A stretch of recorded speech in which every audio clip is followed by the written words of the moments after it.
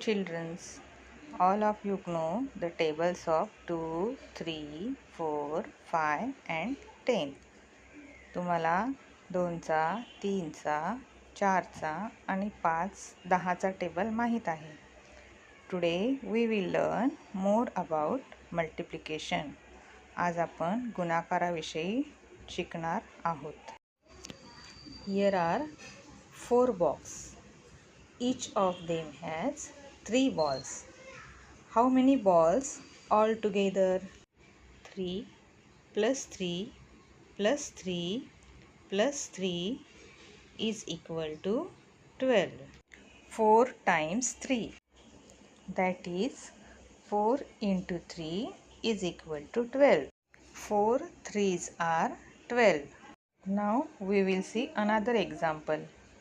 There are 10 sticks in each bundle. How many sticks in 4 bundles?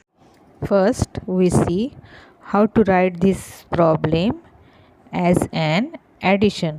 बेरजेच्या रूपात हे गणित कसे लिहायचे ते बघूया.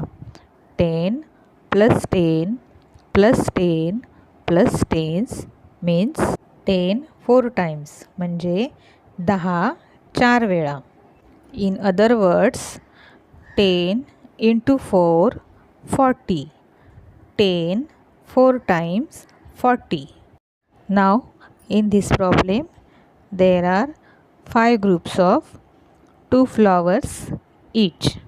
इथे 2 फुलांचे 5 गट आहेत.